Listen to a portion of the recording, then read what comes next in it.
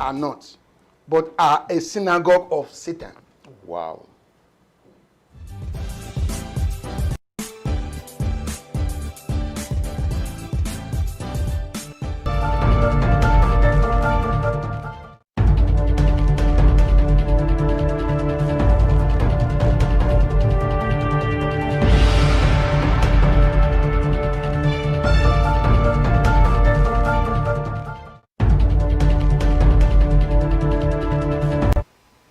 Good afternoon, live from Toronto on the GBKM network. This is the Chat Up Show, the show where we chat about any and everything to do with popular culture and your weekly news.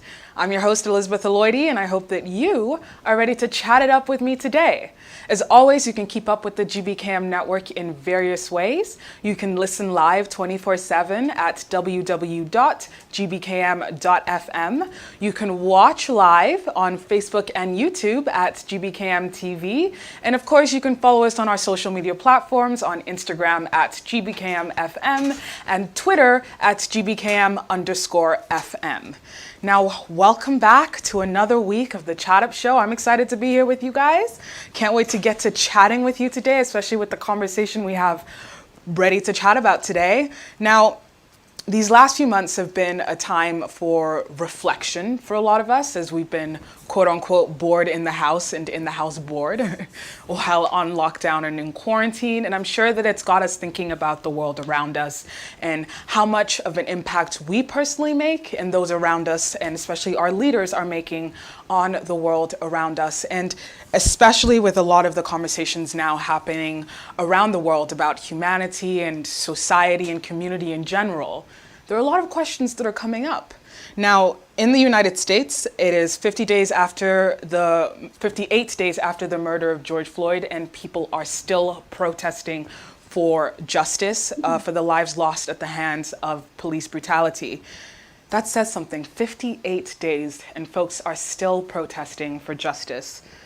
Now, with this conversation of Black Lives Matter has come up the conversation of defunding the police, and it's brought up questions about where this money would go, who it will go towards, what kind of funding other parts of the communities need, and how the money that essentially would be taken away from the police budget will be distributed to all these other organizations and community services. And it got me thinking, if we were to go through with this plan to defund the police, there are so many organizations that are obviously in need of funding that will really help with building and developing communities. And there's one in particular that I want to discuss that pertains to some issues that have been discussed for a while, of course. It's not something new, but it's a different kind of conversation now when we're looking at just the impact alone during the pandemic. Now, today I have a very special guest joining me today. This is a woman whose passion and whose work is focused on uplifting and creating a platform for empowering women. Now, as a woman myself, you hear this and you're like, yes, go girl. And I'm so welcome to present and welcome Winifred Osagi to join us in today's studio on the Chat Up Show. Welcome, Winifred. Hi everyone. It's an honor to be here. Thank you for having me. Thank you for being here. Now, I'm excited to chat with you as you have founded your platform, Women International, which, as you say, is all about dignity to womanhood. Can you tell us a little bit more about how you started your platform? Okay, so of course it's always an honor to discuss my passion and my vision for Women International. It started in 2016 after I got married, and I was like facing some things that seemed new to me as a child or as a growing girl. I thought I was gonna have my partner with me 24 hours of the day. I was gonna have this Snow White and Cinderella kind of story, and then I realized that it's the real world, it's real life, and your spouse has got to work, and you have got to still be something even after marriage. And then I was like, I have to share this. I have to tell other women and prepare them for the journey, because really it's not about going into it being selfish, but about what you both can achieve together. So that's how it started. And then I started posting, I started making videos, and of course it was all centered around the word of God because, of course, I am a pastor's daughter. And from there, my passion, especially for women in the society, the downtrodden, the abused, the victims of rape, the little children, that passion came from, just experiencing things in society and the living experience that I have myself, the passion to help abused women, the passion to help little children, just stirred up on my inside. And that's how Win Women's Shelter was born. And so you, of course, I want to touch on the idea of restoring dignity to womanhood. What mean to you? Great. So I see that society has so neglected women. Women have been relegated to the background. Of course, it goes without saying. Women have been stigmatized, even for undergoing or surviving situations that ordinarily were not their fault. The woman bears the blame. The woman carries the shame. She carries the name. She carries the time. And my passion is to be the voice, lending my voice to millions of women around the world, not just in Nigeria, but especially Africa at large, and being the voice to say, we are more than society has made us seem. We are more than society has made us look. We are enough in ourselves, and we have so much more to give to society and to those around us. So when I say restoring dignity to womanhood, restoring the pride of womanhood in society, restoring the woman to her rightful place in society, socially, economically, in the home front, and otherwise. And why do you think it's taken society as a whole so long to catch up with the changes that have come with, industrially, how more women are in the workforce and developing their own independence? Why is there still... Society is it's almost impossible at this point, or looking back, it's been almost impossible for them to accept, the female gender stepping up and doing all of these things. But I feel like society basically is protecting the male ego. That's what I see, and not to mince words, that is what it is. So society is looking down on women and relegating women in a bid to protect the male ego because they're like, oh, I've heard of situations where they're like, oh, let's say John is good to be the manager of this company, but how is Kevin going to feel when she begins to manage him? And that just tells me that society in general is protecting the male ego. And as long as that's there, it's going to be a constant struggle. But by the grace of God, with my voice and with everything that I and my husband were doing, we're going to break through. We're going to, bring a whole revolution to that. And as someone who is so vocal about and very passionate about empowering women and showing that women do have a voice that needs to be heard, I'm sure you've gotten backlash from certain people over the years telling you that, women have received so much equal rights and have so many rights today. Why are we still having this conversation? Oh, well, mostly the backlash I get is from Africa, unfortunately, like people in Africa and maybe just a few people, outside of Africa. And my passion or my goal is really to bring this, should I say, kind of equality, especially maybe socially, economically, and even emotionally and mentally in Africa, in Nigeria, precisely. I want to start from my roots. I want to start from home. And there's really no equality. There's really no, as you said, people will backlash and say, oh, but in recent times there's been some level of, inclusiveness and all that. But it's not true. That's only mere words. That may be on paper. That's absolutely not true. We still have marriages where the woman is made to act like a slave. We still have marriages where a woman is abused and nothing is done, nothing is said. She is still the one that gets the blame. So, how can we talk about inclusivity or equality when all of this is still happening in our society, in our community? It's impossible. So with the backlash that I have received over the years, even from fellow women, they say, oh, you want to be the voice? What makes you think you can be the voice? Why are you trying to be more than you are? Who do you think you are? But you know what I have to say, and what I always respond to those women? They want to be in the position that I am right now. They wish they had the courage to speak about these things, but they actually cannot come out and stand for what they believe in. So it's really, I don't know, should I say out of lack of courage? I don't want to say envy or whatever because I am fighting for them. It's their lack of courage that makes them to, feel like, oh, I'm trying to shine. I'm trying to be different. I'm trying to do something that maybe no one has ever done. So they're like, oh, keep quiet, you can't do it, and all that. But then, of course, I know what I set out to do, and by the grace of God, nothing is going to stop me. And so, just along those lines, the I guess the title of a feminist is something that a lot of even women are like, oh, I'm not that at all. I don't hate men, because they think that that's what feminism is about. And they're like, I'm not part of the men hating group.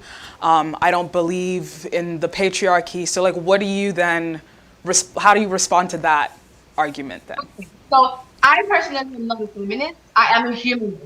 And it is appalling when I see like cases of abuse or stories of abuse on the blogs, and some men go there. That shows a very poor thinking faculty, a very poor thinking mentality. And some men go there and they say, "Oh, I know feminists are going to be all over the place trying to defend it. What about the humanity in you? Why are we even talking about being a feminist, feminism, and all of those long stories? I am a humanist. I am not a feminist. What about the humanity in you?" And so going from point to saying, oh, women who are fighting for their rights or women who are fighting to be heard are just feminists. I mean, I agree. I value everything that feminism stands for, but I am basically not a feminist. I am a humanist. I just want women to be treated better in the society. I want women to be seen and be heard. Okay, so the various levels and classes of feminism, that's what some people do not even know. They just feel like, oh, if you're a feminist, that's for women. I am for women. I am not a feminist. I am a humanist. So whoever wants to give themselves a tag, make sure you have the right understanding of the word before you actually give yourself that tag. It's okay to be pro-human.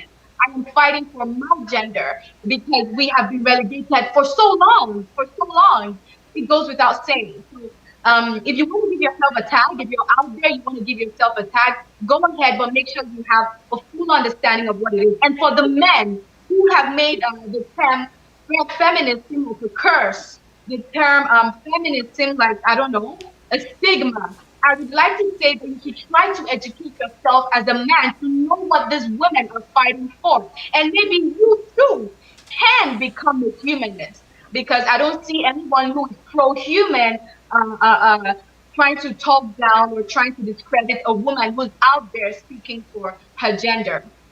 That's how I feel. Now, with your work, you're hoping to open up a shelter to help people Yes. who are fleeing dangerous situations, situations at home. Now, there's, of course, domestic violence happens across the board, all genders. No gender is immune to it, right? I know. But when people hear of the issue of domestic abuse, they think, oh, it's only a man inflicting the abuse on a woman. And if it's a man being abused by a woman, in society, often it's ridiculed, laughed away.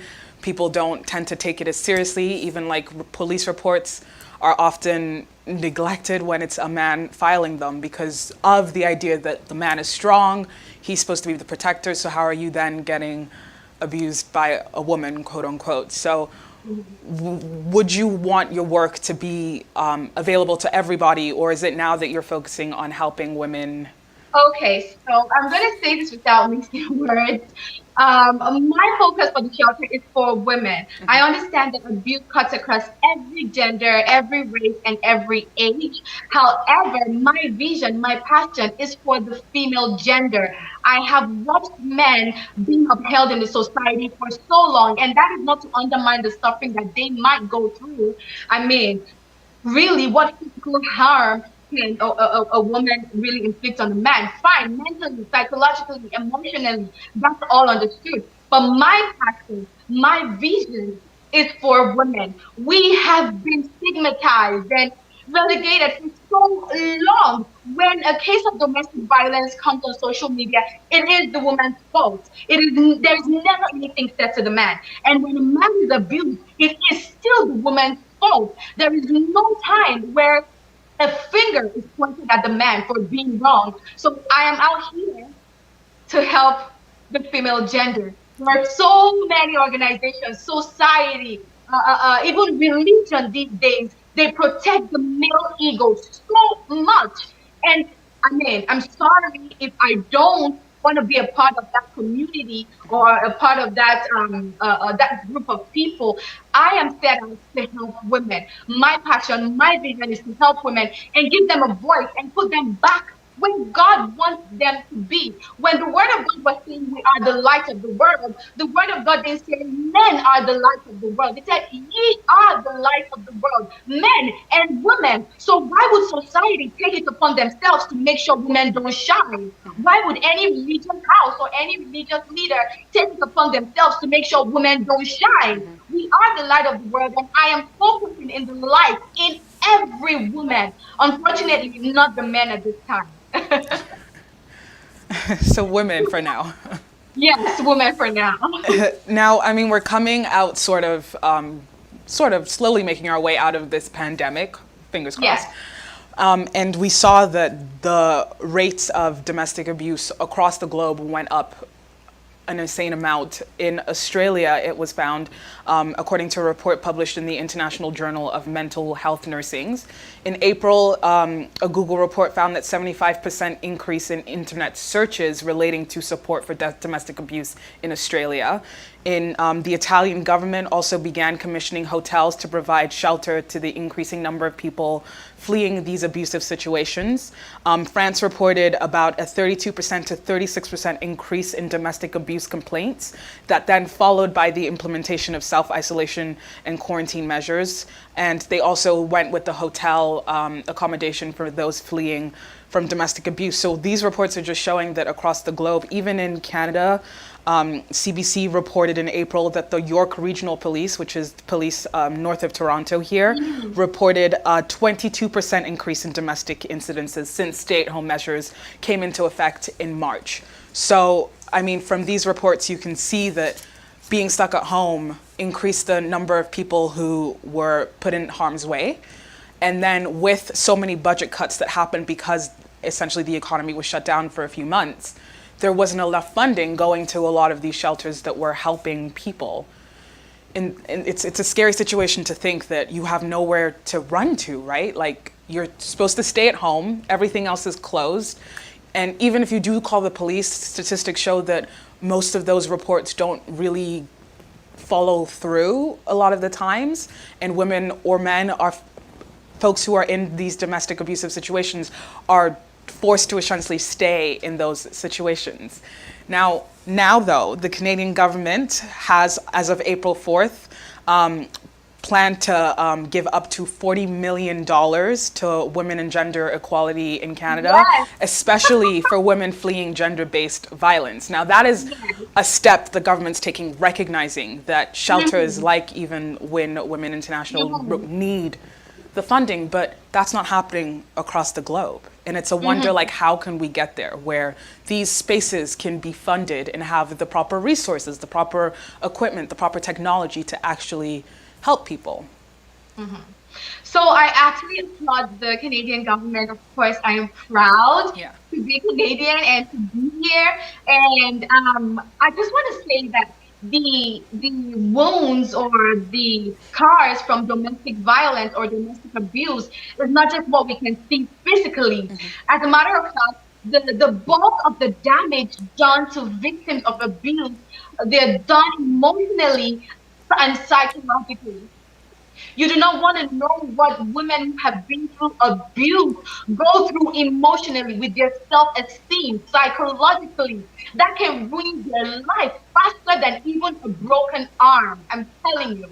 So I applaud the step that the government has taken to, fund women's shelter here in Canada. Yeah. And I mean, I'm beyond happy about that. And talking about globally and worldwide, I mean, it's sad, and I would boldly state here that of course, in Nigeria, as I said, women are made to shush. There was a public interview at a time where the president of one of the countries in Africa, I don't want to be very specific, but I'm sure we all know, publicly said that his wife belongs in the bedroom and no, in the kitchen and in the other room. And so if the first citizen of a country can openly say that about the female in his life, imagine what he thinks about the female gender in general. And so it's really going to be tough for the rest of the world, especially Africa, because that's where my heart is burning for. It's really going to be a tough one for the politicians, the people who are in actual helm of affairs, to come to this point where they can actually begin to fund, buddies, NGOs that are assisting women and all that. But that's why we as individuals need to stand up. People like me, other women like you, I mean, other agencies in Nigeria, in Africa that have already taken the mantle, we have to come up and say, no, even though the government won't do anything about it, I as an individual, I am going to do something about it. I as an individual, I am going to say something about it. A lot of people are like, oh, you look so young, you this small girl, you this young girl. Now you think you can do what nobody has been able to do. But yes, I say it all the time. Wherever I stop, wherever God calls me by the grace of God, my daughter is going to continue. I am not leaving the fate of the female gender in the hands of the politicians in Nigeria or in the hands of the politicians in Africa. As I said in one of my videos, if I have to work 5 jobs to make sure I am able to assist the abused women in my society back home in Nigeria, I would do it. But thanks to God, I have a very supportive husband who's supporting me all the way to make sure this dream is a reality. So I don't feel like in Africa precisely, we need to wait for the government at this point. Let's all begin to, individually do what we can to see that women suffer less and to make sure that their dignity is restored. Because trust me, Elizabeth, when a woman feels protected, when she feels valued and honored, she will be able to give into the home. She will be able to give her all into the society. That's why there's this popular saying, a happy wife, a happy life. A happy woman, a happy society. A happy woman, a happy country. A happy woman, a happy nation. Look at the Western world. We have Canada, Europe, America, and see how they value and they honor women and children. This makes us, well, I wake up thinking, how can I be of impact to Canada? How can I serve Canada, a country that has given me so much? How can I be of service to Canada, a country that has rebranded my life? How can I help? How can I make impact? I want to put everything that I have into the workforce when I have a job. I want to give everything that I have into just helping in any way that I can, community service. But you see, all of these things are lacking in Nigeria because they haven't given us a listening ear. We don't have a voice. And until Africa does this, until Africa realizes the place and the value and the power that women have in moving a nation to the next level, they're going to remain where they are. There is no magic. They're going to remain where they are until someone like my husband, for example, gets in the helm of affairs with someone like me as a wife, and he's being very supportive. Until that happens in Nigeria, things are not going to change. It's going to be the same old.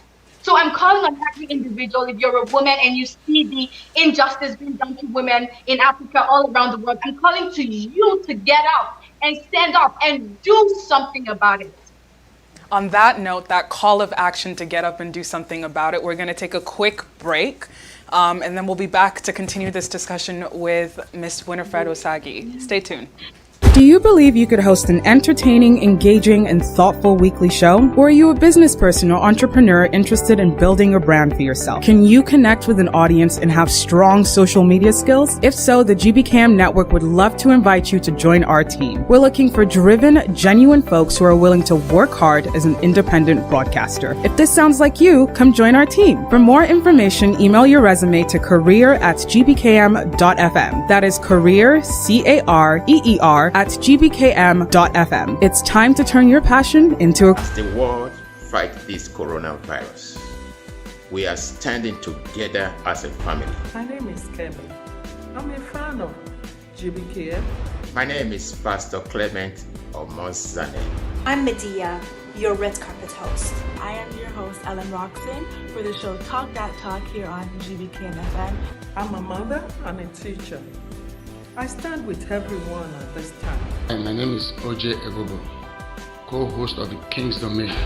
Hi, I'm Elizabeth Lloydie, the host of the Chat Up Show on GBKM. My name is Kenny Bazwai, President and CEO, GBKM FM and TV. We stand with all the community affected by this pandemic. Hello and welcome back to the Chat Up Show. I'm your host, Elizabeth Lloydie. We are joined today by Winifred Osayi, who is the founder of Win Women International. It's all about restoring dignity to womanhood. Now, before we went on our break, we were sort of moving into the conversation of women's position in society and especially how their position is viewed in certain parts of the world. Now, we were speaking about Africa and Nigeria specifically, as we are both Nigerians. Growing up culturally, you know, a lot of my views are, of course, with my Nigerian background.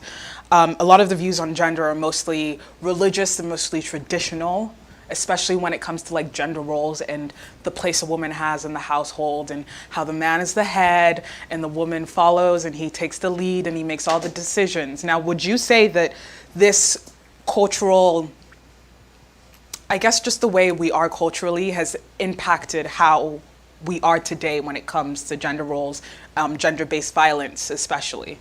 Yes. Absolutely, absolutely. And I'm sorry because I know some folks are listening to me right now and they might go off on what I'm about to say. Okay. And you know, there's this new trend of, oh, I'm a traditional man. Mm-hmm. Don't do that. I'm a traditional man. My dear traditional man, there are international men. There are sophisticated men. So when you say I'm a traditional man and using that as an excuse to abuse a woman, please go take a look at sophisticated men, well-read, well-traveled, and learned men around the world. So of course, tradition and you know the patterns that our forefathers left behind and having the woman carry most of the load of the family has an impact, you know, in everyday marriage today and in society in general. But then again, are we going to continue living like our forefathers and expect our women to continue suffering like our mothers in those days? If you ask my mother's mother or my mother's mother's mother, she's going to tell you, oh, this is how I suffered in those days. They're going to say your time, you guys are enjoying. That alone is enough to tell you that the traditional rules that were followed in the past were to enslave women. Oh yeah, because your mothers these days will tell you, oh, now they enjoy this time. You guys are enjoying. You guys have a better life this time because then you couldn't move an inch. You couldn't wear what you wanted. You were like, you know, you were like a property of the man. And when I say restoring dignity to womanhood or creating a shelter for abused women, some people might say my goal is to begin to uproot women from the houses of their husbands or to remove them from their families, but that is not the goal. The goal is to make sure that the woman is mentally and emotionally stable to serve her family in the best way that she can. And so being a woman who has a voice or the fight for women to be seen and to be heard is not to undermine the fact or undermine the place of the man as the head of the family. The fact that you're the head doesn't mean you should cut off the neck. No, you give the neck its free flow. So even as women, as the neck that society has said we are, it is absolutely fine. God created us to be helpmates, help me. God didn't create us to be silent or to be slaves. So I feel like as time is passing, we're coming to see more and more women come to the realization and the acceptance of who they really are. And that's what we need in today's society. That's what we need to move forward as women, as a female gender. I mean, I'm gonna share the story of one lady who experienced violence in her home because of these traditions and religion. Now, it's the story of 22-year-old Halima Bulama. You are familiar with this story? Her husband had cut off her hand with a machete because he felt that she had disobeyed him or disrespected him at a wedding ceremony. And because they are of Muslim faith, he felt that it was his God-given right to discipline his wife how he saw fit, essentially. And there's so much intertwined in our culture with religion and our culture, it's hard to separate the two sometimes. And we see that oftentimes religion is used as an excuse to commit these acts on both ends as well, because there's some women who feel that they can walk around life and not do anything for themselves because that's just what they believe God put them on earth for. And then there are other men who feel that they have to have all the control in the world and control every single little bit of their family's lives because, again, it's their God-given right to. And you see a lot of these conversations, especially on social media. You see it get really heated because, of course, there are the two sides who are saying, oh, people want to move away from tradition. And then there are others who are saying the world is changing around us. And especially when it comes to financial security as well, where the man is seen as the provider, you know, and if the woman is making more money than the husband, it's seen as emasculating him and taking away his power. What do you think about that argument? Okay, so I would like to start from the story you shared. With my experience so far, I have a message coming up, and I'm just going to say on here. As a woman, there are lots of projects that you have to do in your lifetime, but one of the most important projects that you would ever have to do that would determine the next project that you would do in your life is the project of knowing the person you plan to spend the rest of your life with, his background and his beliefs. So if you know that your spouse believes, I mean, not saying we've all made those mistakes. It's in our mistakes that we get to come to the realization of some of these facts. So if you realize that your spouse, he's a religious believer, in things that like cutting off your arm if you're wrong, or shutting you up in public, or even killing you if you're wrong, and you go into such a marriage, then, I mean, of course I still feel sorry for such women, but they didn't go in with the right understanding. They didn't go in with the proper knowledge of what they're going to face, right? So most likely they signed up for what they're getting. So that's why it is very important as a woman to do the project of knowing the person that you're getting into a relationship with, and his religious beliefs, and his family beliefs, and all of those history about him. And then coming into the argument for finance and everything, my spiritual mentor, she has broken it down, and she has plainly said that we are, I'm referring to Reverend Felix Adejuma, we are in an era where God is blessing women. Come on now. We are in an era where God is blessing women financially, especially in Africa, even around the world, because God has seen the sufferings of women. God has seen how society has relegated women so much. And then I am told before, you and your husband are now one. You both should have joint accounts and all of that. But say, for example, as my spiritual mentor would say, you want to throw your husband a surprise birthday party. Are you going to take from the joint account? So I still encourage a woman to have her personal account. Oh, yeah. For other things, but for the most pleasing that I can say here right now, he wanted to take your family on a surprise vacation as a woman. It would not be a surprise if you were taking the funds off of a joint account. So there is still I mean, there are a lot of other reasons, but I'm just saying the most pleasant one here for the audience. But then, yeah, I still encourage women to have their personal account. And I feel like sometimes some of these arguments on social media are just for people to feed their personal ego. They know what it is and they know what it should be, but they just get into such feed their ego, of course, especially some men, and they're like, this is not how our mothers did it. This is not how our mothers did it, and that's why our mothers and great grandmothers, I mean, they didn't fulfill purpose. They did not fulfill purpose. They did not fulfill destiny. Most of them, they only leave to cook and wash the clothes of the man that they were serving under. I like to say serving under because they were more like slaves. So that's the whole life that they lived. But we're in a generation now where every woman is understanding that God created you to fulfill purpose, even being married. And I had a short message I tagged. If you never got married, if I never got married, I would still have a life to live. So why get married and shut my life up and just kill my destiny and kill my purpose? If you never got married to Obi or whoever his name is, you would still have a life to live. So why don't you figure that out, even while being married to Obi, and see how you can, do it together with him and make it work in sync. Mm-hmm. So yeah, that's my response to all of those arguments that they have on social media. Mm-hmm. I mean, we could sit here as educated women and, be as traveled women as well, seeing how things are in other parts of the world. But for the person who's living in the village up north in Nigeria, and they haven't been exposed to as much, and they think that this is a regular way of life, what kind of resources are available to help aid? Because, I mean, in some places in the world, before you even get married, you have to go to marriage counseling with your priest or pastor or anyone just to make sure that you're a good fit. But that's not an option everywhere. And as you said, it's important to know who you're marrying. But if you feel that the way that they're acting is normal, it's tradition, it's cultural, it's religious, so you want to be a great servant of God or child of God, so you're going to follow along with what your mother taught you was how a woman should be in the household.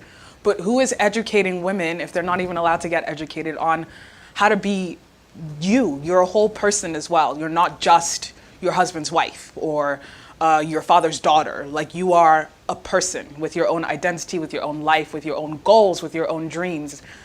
Who's teaching these girls?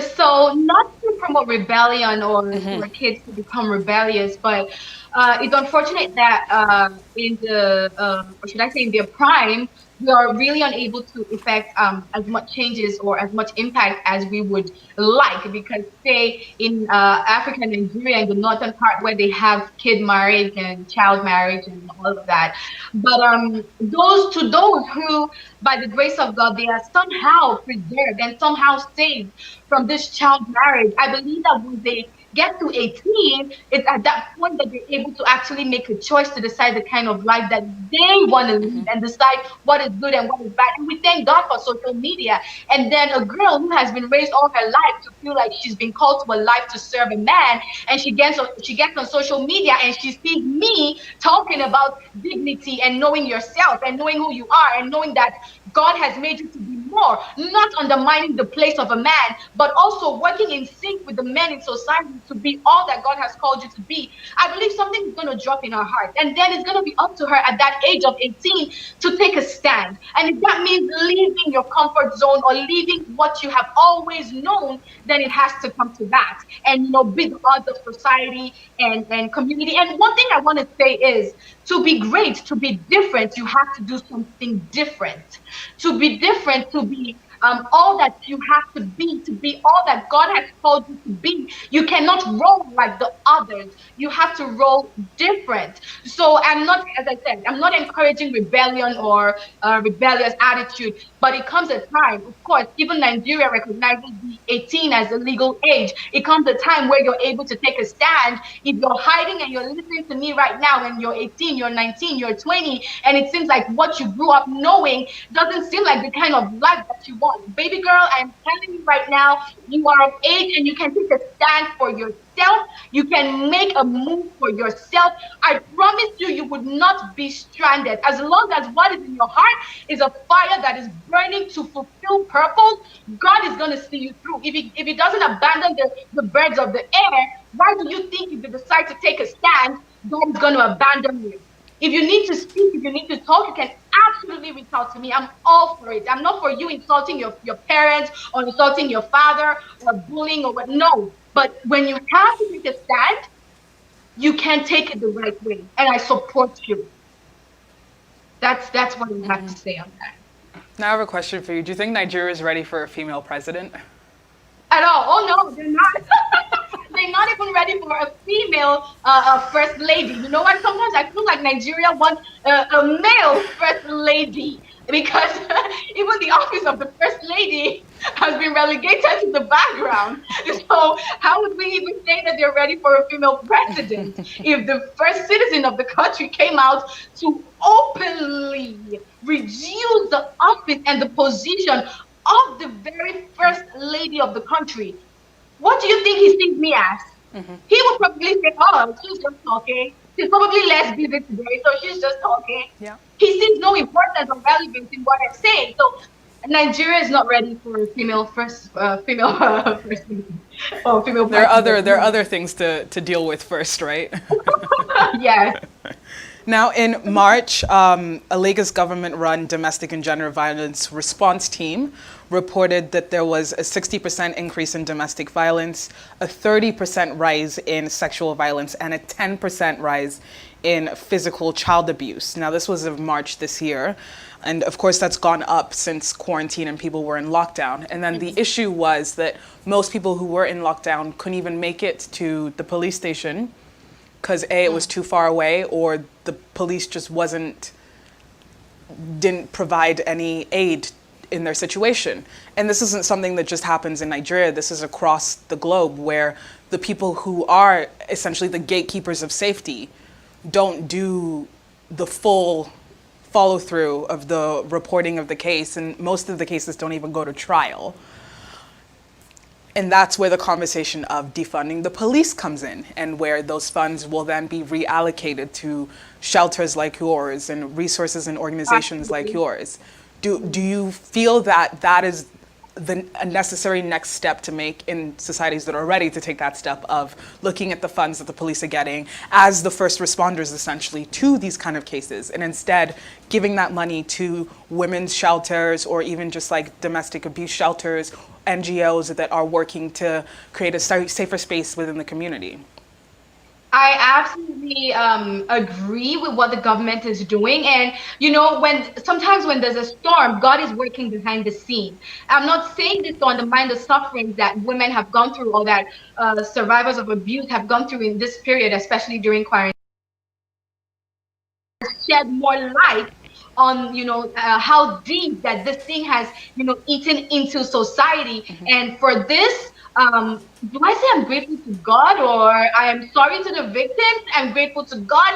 It's everything, you know. So I totally feel like for people, I know this, for people who have survived abuse, the first response is not the healing that they need. That first response from the policemen is not the healing that these people need. The NGOs, the shelters, they do more of this work. They actually bring these women, they bring these victims back to life. I am telling you the truth of the matter. I don't know if you or anybody close to you has experienced abuse, but the emotional and psychological damage is worse than your hand being cut off. So I absolutely agree, and I feel like it's the right next step for any country who's ready to cut down the rate of domestic violence. I feel like this is the next step that they should all take, and, you know, just so to encourage people who are actually working in these shelters to give us more strength and, you know, more push to keep it going, because the truth of the matter is there's hardly anything that can happen without proper funding. We can talk and talk and talk and talk, and that's why I said if I have to work 5 jobs, that's to say if I have to work and work and work to make sure that women suffer less, I'm going to do that. And if the government is stepping up to say, I'm going to fund you, I'm going to help you, oh yes, my passion is going to be tripled and quadrupled, because I'm like, yes, I have everything I need to help these women out there. So yeah, it's perfect. I feel like it's the right next step. Yeah. And even more than just organizations, education really starts in school, when they're teaching you about, you know, going through puberty and all of that. And in some, even in the province of Ontario, there was question about whether the sex ed curriculum will be taken out of the school curriculum, because they didn't feel that it was necessary to be teaching children about sex. But because there are other conversations that happen around it, especially when it's about like sexual-based violence, about consent, those types of conversation. It's really in the education of these matters that maybe not teaching, you know, like your babies about it from the first year of school, but as folks get older, you see that that education is lacking in the beginning, and that's how you can see the perpetuation of these old school values, if you will, where a lot of people don't really know what they're doing is wrong because they think that, well, it's normal where I come from, everyone does it, it's fine. So would you agree that it's important to also fund that kind of education? Of course, absolutely. Like you said, not really from the day the baby's born, but from 4, from 5. And we even see, I saw a very, oh my God, oh Jesus, a picture of a newborn baby that was sexually assaulted. I don't know if you saw that in Africa.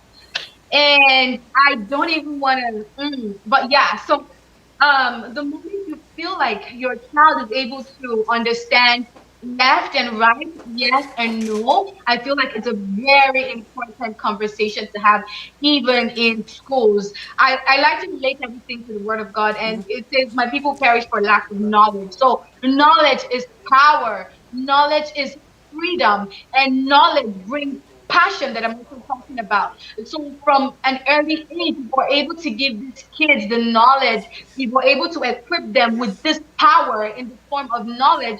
I believe that they will be able to, in some ways, help themselves in such situations. And individuals who might have some traits of being abusive, because trust me, we all make mistakes. Sometimes we ignore the signs, but there's always something to look out for. And I feel like that could be a course on its own. You know, like the red flags. How to identify a mentally unstable person. No. I think it should be tagged more interestingly. How to identify a very normal, mentally unstable person. Yeah, like there should be a course, a program on how to identify such people, and also identify if you are one as well, so you can work on yourself. Yeah. Yeah. A lot of self-work that needs to be done, right? Yeah. And it's in knowing, as you said, knowledge is power. So if people don't Yes. even know that, you know, they're walking around with these narcissistic, sociopathic tendencies, then they're going to Exactly. continue inflicting this trauma on other people Yes. without realizing it. But it's, you know, it's about both sides as well, having those resources as well to help people who are dealing with these mental illnesses and issues in general, knowing how to cope with it. And we know that a lot of that is not as funded as well. Mental health resources for people, not only those who have been through abuse, because as you said, those scars are psychological as well. And it takes a lot of therapy, a lot of communicating, learning how to communicate your feelings, a lot of being able to unpack the trauma without it putting you back in the space. Years of work. The damage of abuse, except you have God, it can live with you for the